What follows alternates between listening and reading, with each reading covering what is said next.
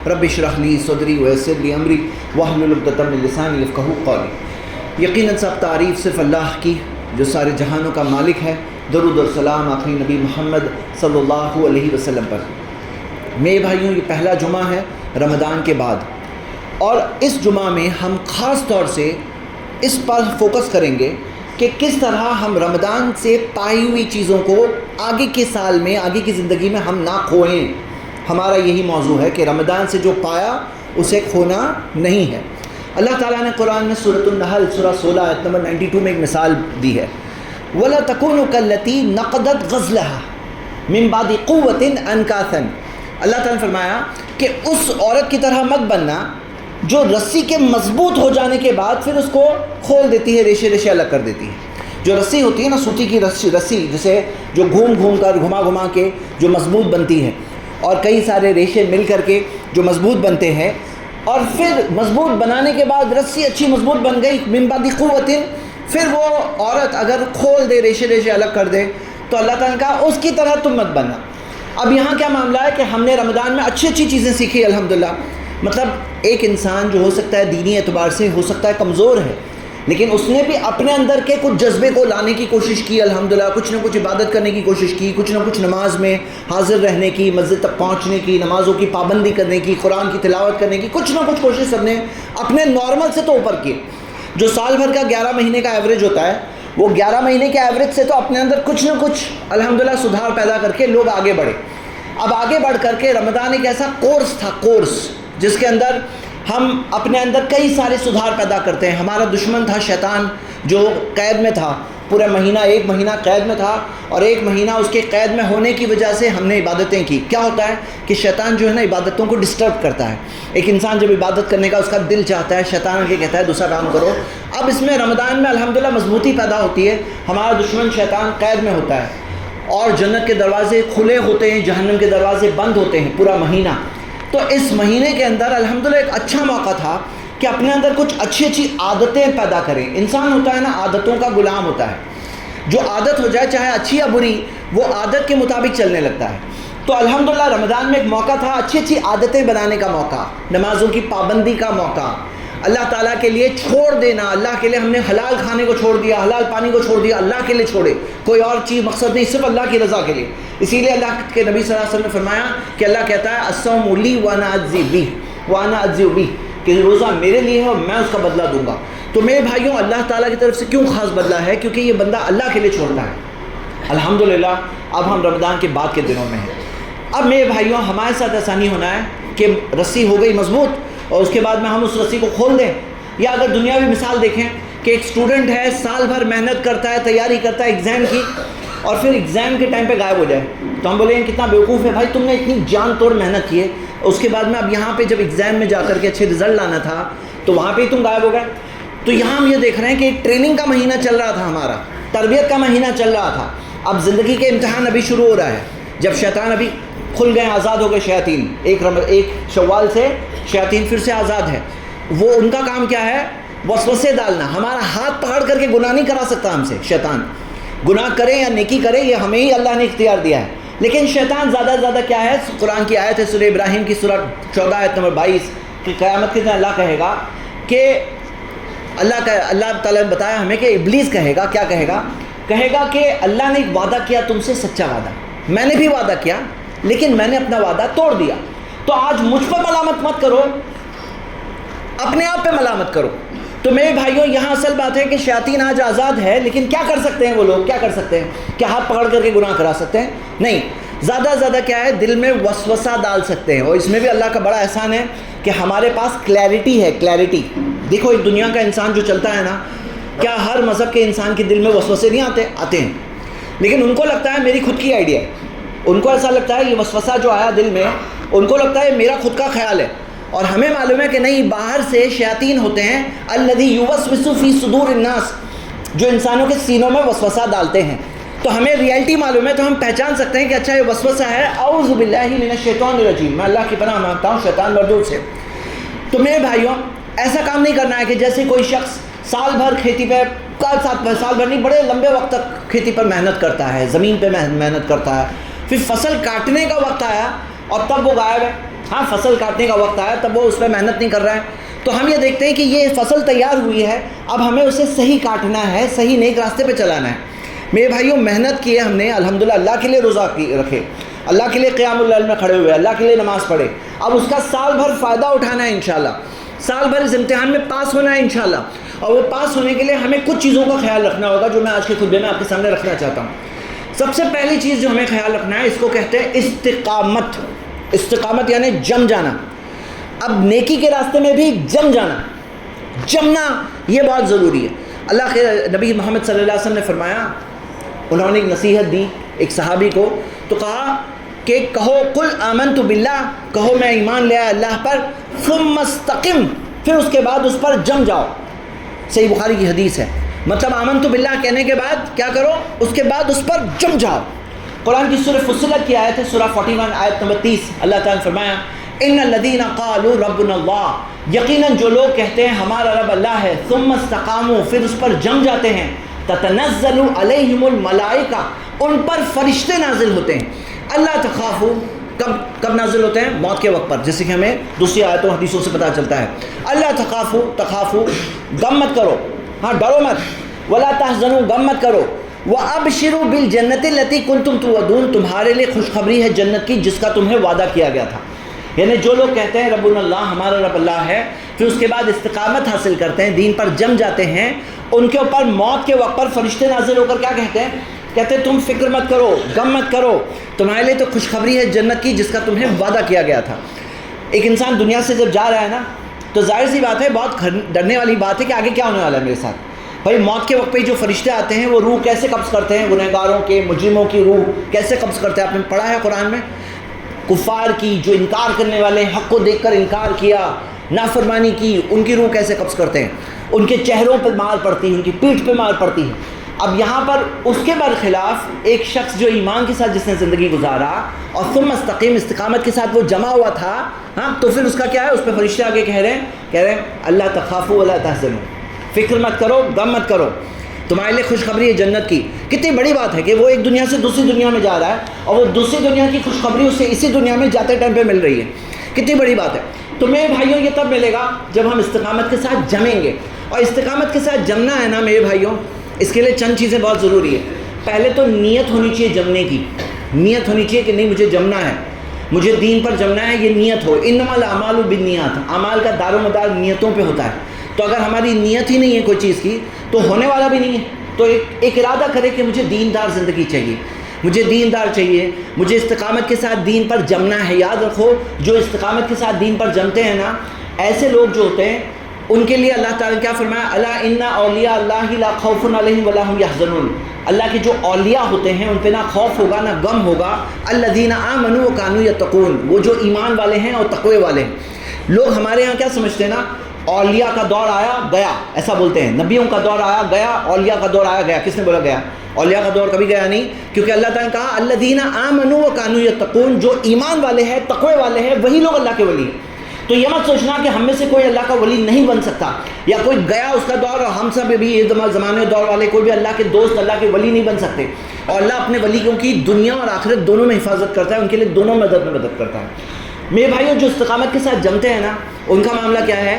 صحیح بخاری کی حدیث ہے, نبی صلی اللہ علیہ وسلم نے فرمایا احب الاعمال الی اللہ, سب سے پسندیدہ اعمال اللہ کے نزدیک ما دوم علیہ وان قل, جس میں دوام ہے, ہمیشگی ہے, کنسسٹنسی ہے, برابر کر رہا ہے چاہے تھوڑا سا ہی کیوں نہ ہو.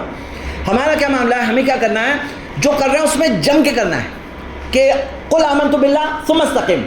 اور یاد رکھو استقامت حاصل کرنے کا جو ذریعہ کیا ہے, یہ جو میں نے آیت پڑھی اور حدیث پڑھی, دونوں کے اندر کیا چیز کامن ہے کہ آمنت باللہ, کہو میں ایمان لے آیا اللہ پر, ثم استقم, پھر استقامت کے ساتھ جمنا.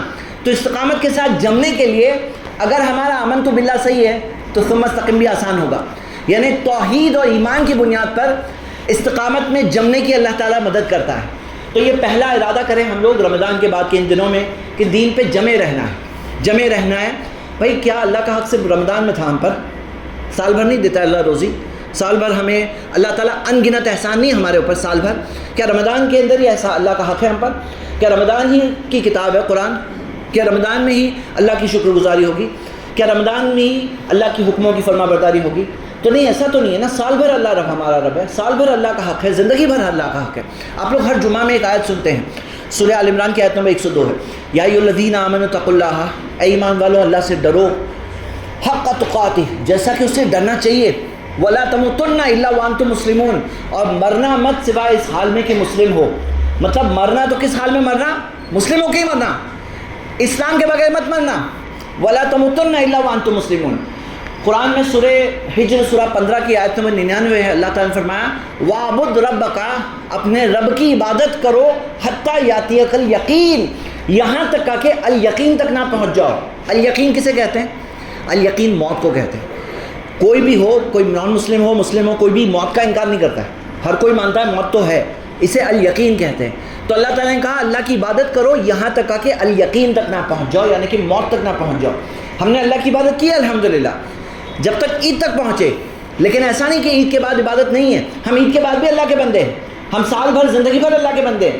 تو ہمیں عبادت کب تک کرنے کا ارادہ کرنا ہے؟ آخری دن جو زندگی کا ہوگا نا، وہاں تک اللہ کی عبادت کر لو، بعد میں خوشی کے دن ہیں، بعد میں عیش و آرام کے دن ہیں، جنت پہنچ جاؤ میرے بھائیو، اصل خوشیاں آپ کی انتظار کر رہی ہے۔ ہمیں یہ بات یاد رکھنا ہے کہ جنت ہمارا مقصد ہے، رمضان میں بھی مقصد تھا، ابھی بھی وہی مقصد ہے۔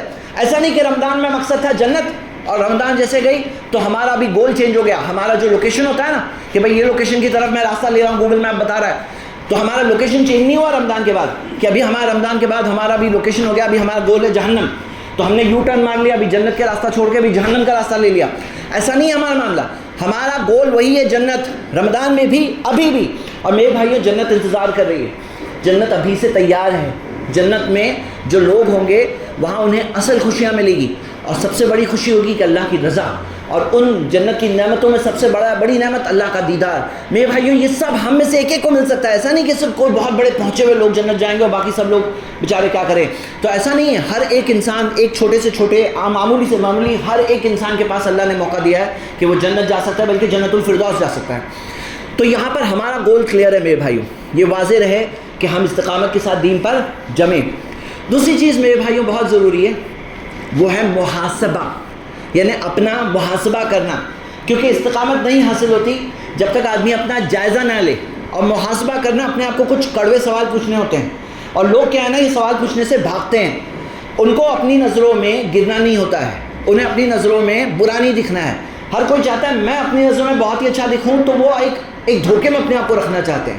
دھوکہ کیا کہ میں بہت اچھا ہوں، دھوکہ کیا سب چیز اچھا ہے، سب چیز اچھا ہے، وہ تب تک رہے گا جب تک وہ فرشتہ موت کا آ نہیں جائے سامنے روح قبض کرنے کے لیے۔ کیونکہ اگر کسی نے زندگی کفر اور شرک اور گناہ اور نافرمانی اور ظلم اور زیادتی اور الگ الگ غلط کام کے ساتھ زندگی گزاری، اور جب فرشتے جب دینے والے ہیں اس کو چہرے پر، پیٹھ پر، تو تبھی تو اچھے اچھوں کی عقل ٹھکانے آ ہی جائے گی، مطلب سب اچھے اچھوں کو سمجھ میں تبھی آ ہی جائے گا۔ سمجھدار انسان کون ہے؟ جو وہ ہونے سے پہلے یہیں پہ سمجھ لے، وہاں پہ تو سمجھ میں ہی آئے گا، وہاں پہ تو کون بولے گا میں نہیں مانتا۔ فرشتے جب سامنے کھڑے ہوں گے اور روح قبض کرنے آئیں گے، اور کیا نہیں آئیں گے؟ کیا ہم لوگ ہمیشہ رہنے والے ہیں؟ کیا جس نے ہمیں بنایا وہ پھر سے نہیں بنا سکتا ہے؟ کیا حساب نہیں ہونے والا ہے؟ کیا بدلہ نہیں ملنے والا ہے؟ نیکوں کو نیکی کا انعام نہیں ملنے والا ہے؟ گنہگاروں کو گناہوں کی سزا نہیں ملنے والی ہے؟ کیا ایسے ہی جی کے جس مر جائیں گے؟ اسے مکس ہے نا، خلط ملت ہے معاملہ۔ باہر جا کے دیکھو، نیک لوگ بھی ایک ہی سڑک پہ ہیں، گنہگار بھی اسی سڑک پہ ہیں، سب مکس معاملہ ہے۔ کیا ایسے ہی مکس رہنے والا ہے؟ کیا جس نے آسمان و زمین کو اتنے حساب سے بنایا، کیا وہ ہمارا حساب نہیں کرنے والا ہے؟ میرے بھائیوں دھوکے میں اپنے آپ کو رکھنے کا ہے، دھوکے میں رکھو گے تو تھوڑے دنوں کے لیے رکھو گے، اور دھوکہ صرف اپنے آپ کو دو گے، اصلیت نہیں بدل جاتی آنکھیں بند کرنے سے۔ کوئی اگر کہے میں گریوٹی کو نہیں مانتا، گریوٹی ہے نا کہ اوپر سے نیچے چیزیں گرتی ہیں، اور کوئی بڑی اونچی بلڈنگ سے اگر وہ گر جائے اور وہ کہتا ہے میں تو نہیں مانتا گریوٹی کو، تو کیا حقیقت بدل جائے گی؟ کیا وہ نیچے نہیں گرے گا؟ تو اصلیت ہوتی ہے، آنکھیں بند کرنے سے اصلیت بدل نہیں جاتی، منہ موڑنے سے اصلیت بدل نہیں جاتی۔ اصلیت یہ ہے رب ہمارا اللہ رمضان میں بھی تھا، ابھی بھی ہے، اور ہمیشہ اللہ ہی ہمارا رب ہے، ہم اللہ کے بندے ہیں، اور بندہ بن کے جو زندگی گزارتا ہے کامیاب انسان ہے۔ تو میرے بھائیوں تیار ہو جاؤ محاسبے کے لیے، کہ اگر ہم کمزور ہیں تو معلوم پڑے کہ میں ہوں کمزور، تو کوشش کروں گا، معلوم تو پڑے اصلیت کیا ہے۔ قرآن و حدیث کے آئینے میں چیک کرو محاسبہ کیا ہے۔ ایک ہے دل کا محاسبہ کرو کہ کیا میرے اندر اخلاص ہے، کیا میں صرف اللہ کے لیے ایمان پہ ہوں، اللہ تعالیٰ میرا رب ہے، اس کے احسانوں کو میں مانتا ہوں، ایمان میرے پاس دل میں ہے یا نہیں ہے۔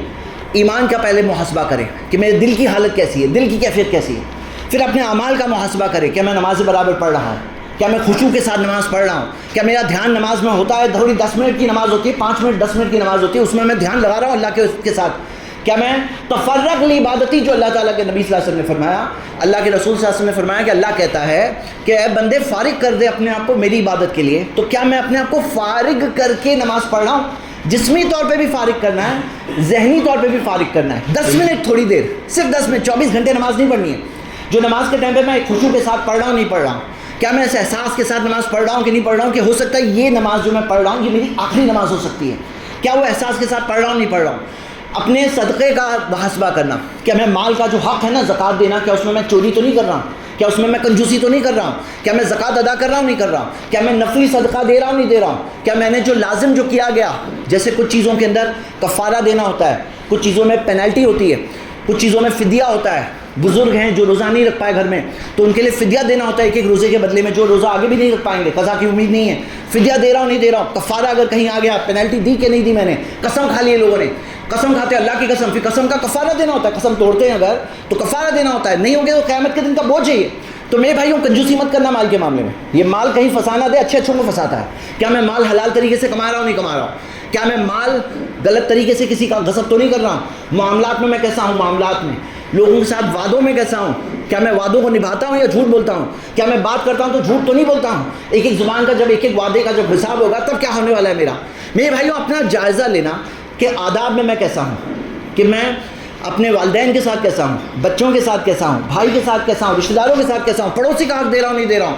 بھائی اگر کمی ہے نا تو فیس کریں گے. اپنے آپ کو دھوکے میں رکھ کے کیا فائدہ، آنکھیں بند کر کے کیا فائدہ. اگر رپورٹ کارڈ خراب آئے گا جائزہ لے کر تو آئے گا تو ہے نا، قیامت کے دن معلوم پڑے تو اس سے اچھا بھی معلوم پڑ جائے. کچھ نہ کچھ تو کوشش کر ہی لیں گے نا، کچھ نہیں تو اللہ سے مدد مانگیں گے، کچھ نہیں تو اللہ سے معافی مانگ لیں گے، کچھ نہیں تو اللہ کے سامنے گر جائیں گے کہ اللہ تو میری مدد کر دے کہ میں اپنے آپ کو سدھارنا چاہتا ہوں اخلاص کے ساتھ. تو میرے بھائیوں اپنا محاسبہ کرنے میں پیچھے مت رہو. اپنا محاسبہ کرنے میں وہ مت کرو کہ ایک انسان اپنے آپ کو دھوکے میں رکھنا چاہتا ہے. نہیں، مجھے چاہیے جو ریئلٹی ہے میری، میں جاننا چاہتا ہوں کہ میں کیسا ہوں تمام چیزوں میں. کیا میں وقت ضائع تو نہیں کر رہا ہوں، کیا میں پیسہ ضائع تو نہیں کر رہا ہوں، کہ بیوی کا حق ادا کر رہا ہوں کہ نہیں کر رہا ہوں. ساری چیزیں میرے بھائیوں اپنا محاسبہ آدمی کرے. اور محاسبہ کرنے کے لیے جتنا علم ہوگا نا آپ کے پاس اتنا اچھا محاسبہ کر پائیں گے. جتنا آپ جانیں گے کہ اللہ کا حق بندوں پر کیا ہے اتنا بہتر سمجھ پائیں گے کہ میں کون سا حق ادا نہیں کر پا رہا ہوں، کون سی چیز مجھے پتہ نہیں. کتنی چیزیں لوگ ہوتی ہیں نا، لوگ حرام کام کر رہے ہوتے ہیں اور ان کو یہ بھی نہیں معلوم ہوتا ہے کہ حرام کر رہے ہوتے ہیں. تو جتنا علم آئے گا اتنا بہتر محاسبہ کر پائیں گے. لیکن ضروری نہیں کہ ہر شخص جس کے پاس علم ہو وہ محاسبہ اپنا کرے گا.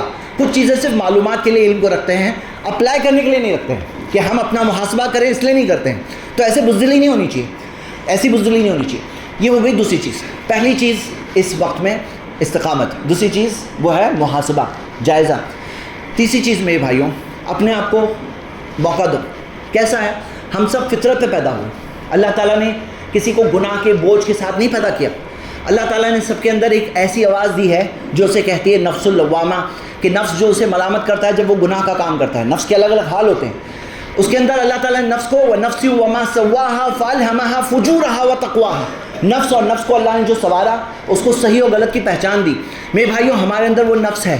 میرے بھائیوں ہمیں پہچاننا چاہیے کہ آسمان و زمین میں ان گنت نشانیاں ہیں. یعنی دیکھو گے آپ اللہ کی ان گنت نشانیاں آپ کو ہر طرف دکھائی دے گی. یہ سب نشانیوں کو دیکھ کر کے ہمارا ایمان تازہ ہونا چاہیے. مطلب اپنے آپ کو موقع دو.